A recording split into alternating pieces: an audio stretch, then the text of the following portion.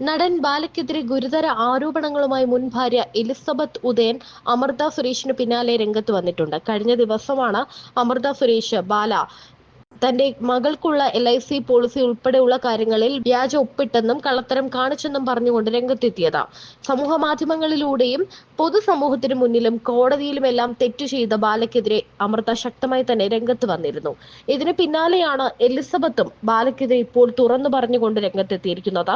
കിടപ്പുമുറിയിലെ സ്വകാര്യ വീഡിയോ പുറത്തുവിടുമെന്നും പറഞ്ഞ് ഭീഷണിപ്പെടുത്തൽ പതിവായിരുന്നു എന്നും തന്നെ ബലാത്സംഗം ചെയ്തു എന്നും തനിക്ക് വന്ധ്യതയാണെന്ന് പരസ്യമായി പറഞ്ഞുവെന്നും എലിസബത്ത് സമൂഹ മാധ്യമത്തിൽ പങ്കുവച്ച കുറിപ്പിൽ പറയുന്നു. പഴയ സംഭവങ്ങൾ പുറത്തു പറയുമെന്നും കിടപ്പുമുറിയിലെ സ്വകാര്യ വീഡിയോ പുറത്തുവിടുമെന്നും വിഷാദ രോഗത്തിന് ഞാൻ ടാബ്ലറ്റുകൾ കഴിച്ചിട്ടുണ്ടെന്നും പറഞ്ഞ അയാൾ എന്നെ ഭീഷണിപ്പെടുത്തിയിരുന്നു.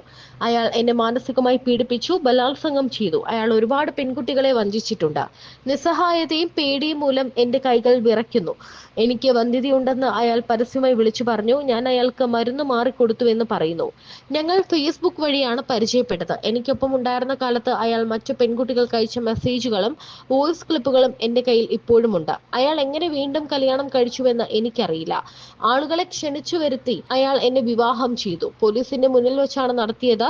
ജാതകത്തിലെ പ്രശ്നം കാരണം 41 വയസ്സിന് ശേഷം മാത്രമേ വിവാഹം രജിസ്റ്റർ ചെയ്യാൻ പാടുള്ളൂ എന്ന് അയാളും അയാളുടെ അമ്മയും എന്നോട് പറഞ്ഞിരുന്നു.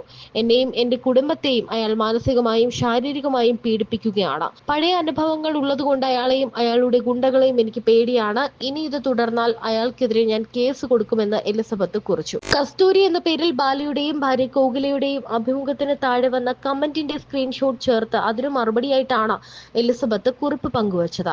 ആ കമന്റ് ഇങ്ങനെയാണ്: ഞാൻ കഥകൾ മെനയുകയല്ല, മെഡിക്കൽ രംഗത്ത് അറിവുള്ളവരോട് ചോദിക്കൂ.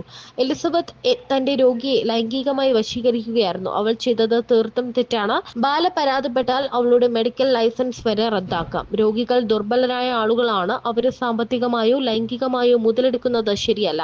ഒരു രോഗി ആഗ്രഹിച്ചാൽ പോലും ഡോക്ടർ രോഗിയെ ഒരു ബന്ധത്തിലേക്ക് വശീകരിക്കുന്നത് മെഡിക്കൽ എത്തിക്സിൽ ലൈംഗിക ദുരുപയോഗമാണ്. രോഗി ആവശ്യപ്പെട്ടാൽ പോലും ഡോക്ടർ അതിന് വഴങ്ങരുത്. ഇരുവരും പ്രായപൂർത്തിയായതിനാൽ പ്രായ വ്യത്യാസമുണ്ടെന്നതിന്റെ പേരിൽ ഒരു വിവാഹത്തിൽ വിവേചനം കാണിക്കാൻ പാടില്ല.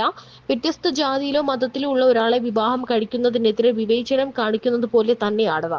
പ്രായമോ ജാതിയോ അടിസ്ഥാനമാക്കി നിങ്ങൾക്ക് ഒരാളോട് വിവേചനം കാണിക്കാൻ അവകാശമില്ല. നിങ്ങളൊക്കെ ഒരുപാട് പഠിക്കേണ്ടതുണ്ട്. ഈ മെസ്സേജിന് പിന്നാലെയാണ് എലിസബത്ത് തുറന്നു പറഞ്ഞുകൊണ്ട് പോസ്റ്റ് ഇട്ടത്. എലിസബത്തിന്റെ പോസ്റ്റ് കണ്ട് സത്യം പറഞ്ഞാൽ സോഷ്യൽ മീഡിയ ഞെട്ടുകയായിരുന്നു. കാരണം ഇത്തരത്തിലൊരു പ്രതികരണം എലിസബത്തിന്റെ ഭാഗത്ത് നിന്ന് ഇതുവരെയും ആരും പ്രതീക്ഷിച്ചില്ല. അതേസമയം എലിസബത്തിനും അമൃതയ്ക്കും ഇപ്പോൾ വലിയ പിന്തുണയാണ് ഈ വിഷയത്തിൽ കിട്ടുന്നത്. തന്നെ മെഡിക്കൽ ലൈസൻസ് റദ്ദ് ചെയ്യാൻ അയാളോട് പറയൂ. അയാളുടെ അമ്മ പറഞ്ഞിട്ടാണ് വിവാഹം രജിസ്റ്റർ ചെയ്യാതിരുന്നതെന്നും എലിസബത്ത് തുറന്നു പറയുന്നുണ്ട്. എന്തൊക്കെയാണ് സത്യം എന്ന് ഇനി വേണം അറിയാൻ. അമൃതയുമായി എലിസബത്തിന് കോണ്ടാക്ട് ഉണ്ടെന്ന് ഇതിനു മുൻപ് തന്നെ അമൃത പറഞ്ഞിട്ടുണ്ട്. അവർ തമ്മിലുള്ള സംസാരത്തിലൂടെ ഇതിന് എന്തെങ്കിലും ഒരു കാര്യം ഉണ്ടാകുമെന്നും പറയുന്നുണ്ട്.